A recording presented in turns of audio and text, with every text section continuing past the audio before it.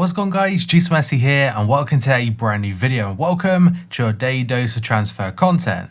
And today is going to be Saturday the 4th of July. We have got confirmed deals to go through as well as the rumours. So just before we get started, if you could do our good stuff by leaving a like rating, press the subscribe button if you're new and press the bell notification next to it so you never miss an upload. My previous episode will be down below in the description box, and the current schedule every day at 8 AM UK time there will be a new video in your sub box.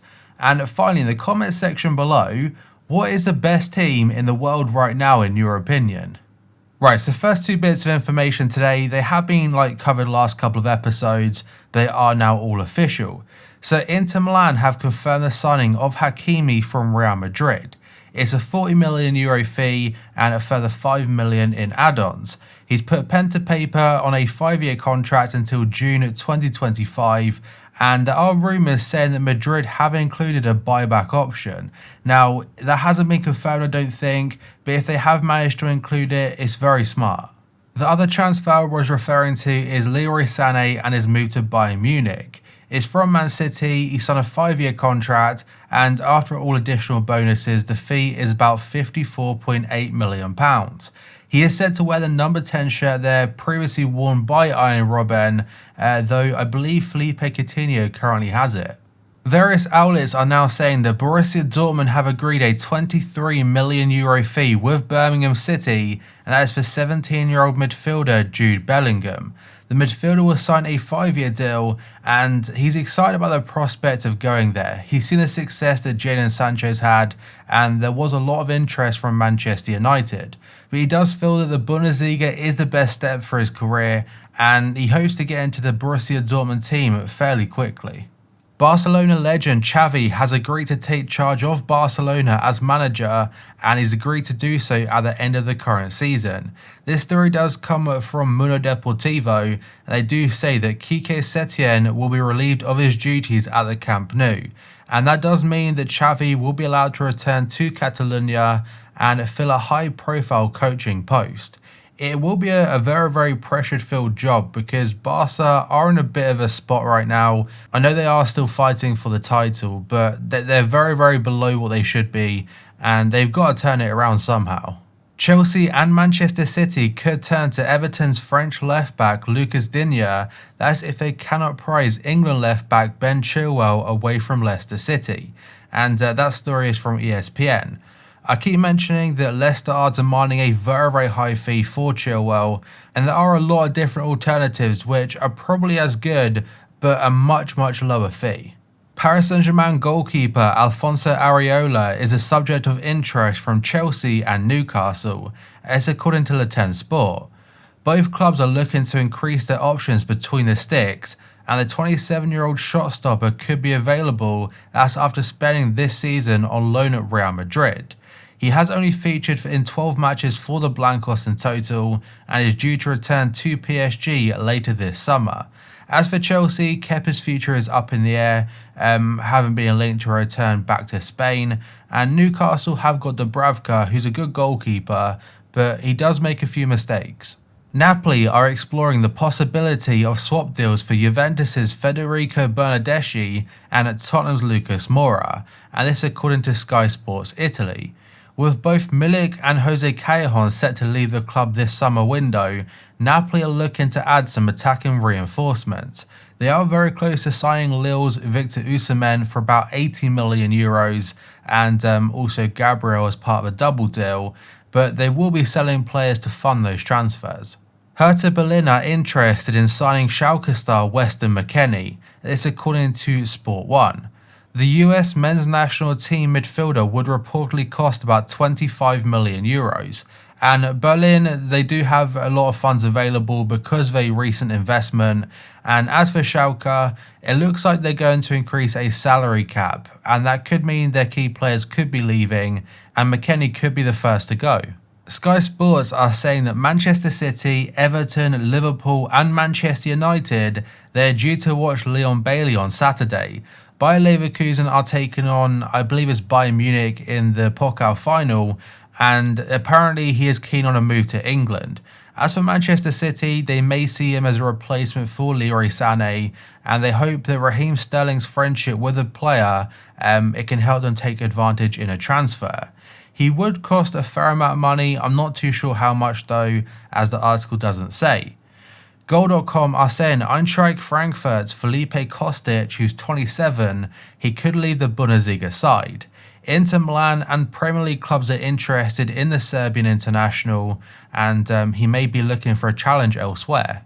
Manchester City boss Pep Guardiola has shortlisted 3 defenders that could revamp his defence. So first up, the main target is Napoli and Senegal star Kalidou Koulibaly.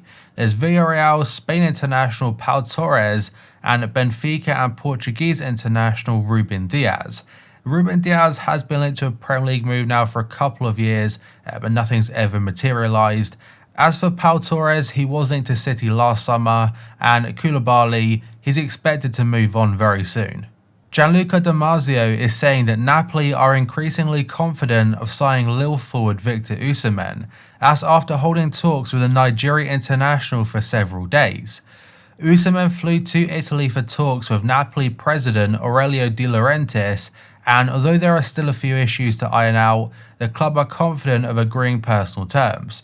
Once an agreement is reached with the player, Napoli will then open talks with Lille, a club which they have got a close relationship with, and is expected to cost, as I mentioned before, about 80 million euros. And it wouldn't surprise me if Milik's transfer away is announced very close to Osimhen's signing, as he is considered his replacement. And the next story is from Sport. They're saying Paris Saint-Germain are weighing up a move for Barcelona forward Antoine Griezmann. Thomas Tuchel is looking at bringing the Frenchman in as a possible replacement for Edinson Cavani, who is due to become a free agent this summer. However, PSG will have to move quickly to secure Griezmann's services, with the Liga transfer window scheduled to close on July 7th. But despite it saying that, I believe it does open up yet again, but it's in a few weeks' time. And yet another Griezmann story, this time from Mundo Deportivo, is that both Manchester clubs, United and City, they have approached Barca regarding a possible deal for the forward. The France international has endured a testing 2019-20 campaign at the Camp Nou, but apparently Barca are reluctant to part ways with the World Cup winner. And that could tie into the next story from Mundo Deportivo again. They're saying that Barca are now fully focused on trying to sign Lautaro Martinez from Inter Milan. That's after completing the exchange of Arthur going to Juventus and Pjanic going the opposite direction. The Argentine striker has got a release clause in his current contract about 111 million euros, but apparently it does expire this month. Not his contract, but the release clause. The two clubs are currently disagreeing over when exactly the clause does expire, but Barca are confident of agreeing a player plus cash deal when it does. So the players that are being linked to Inter in exchange are Junior Firpo, Arturo Vidal, Ivan Rakitic and Nelson Semedo. All 4 of those players have been linked to many clubs over the last couple of months, but most importantly at that list is Arturo Vidal. He has been linked to Inter for about a year now, so he might finally get his move. The Telegraph are saying that Chelsea are ready to step up their pursuit of Kai Havertz. That's after the attacking midfielder plays in Saturday's German Cup final against Bayern Munich, so that is today's game for you guys. Leverkusen are still set to demand a fee of about £90 million for the player, but again, Chelsea, they're quietly confident of getting some kind of deal worked out. And to be fair, if they manage to have a transfer window of bringing in Ziyech, Werner and Havertz, it'd be unreal really, but I still think they need to focus on bringing a defender in, but they might also be working on that at the same time. Sport are saying that THIAGO is very close to signing for Liverpool. Negotiations are very advanced between the player and the club, and only the financial situation is now to be worked out between Liverpool and Bayern. The agreement between the player and Liverpool is done. Bayern want £31 million for him, or about 35 million euros.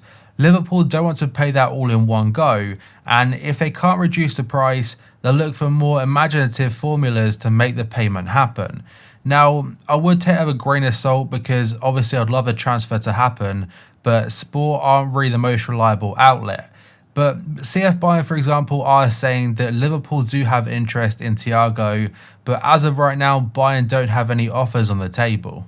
And now we have got a pretty huge story this time from Cadena SER. They're saying Lionel Messi is considering leaving Barcelona next summer. That's when his contract does run out. It's claimed that the club's lack of a clear project, outlined by their horrendous transfer dealings in recent years, as well as risks with the club's management, it could see him leave the club in 2021. They do go on to add that he's very tired of private leaks coming out about his life, being blamed for things that aren't his fault, and because of the club's poorly run state. And that makes you wonder, what club would he go to? Would he go to Man City potentially to work under Pep Guardiola again? Would he return to Argentina? I still think he's obviously good enough to play for any team in world football. He's, in my opinion, best there has ever been, the GOAT. But the only issue to whatever team does sign him is that they wouldn't have to pay a fee, which is fantastic. But his signing on bonus and wages would probably be the highest we've ever seen. But that, guys, is going to be it for this video. So if you could do out good stuff by leaving a like rating, press the subscribe button if you're new, and press the bell notification next to it so you never miss an upload. My previous episode will be down below in the description box, and the current schedule every day at 8 AM UK time, there will be a new video in your sub box. So thank you for watching this video, I'll see you next time.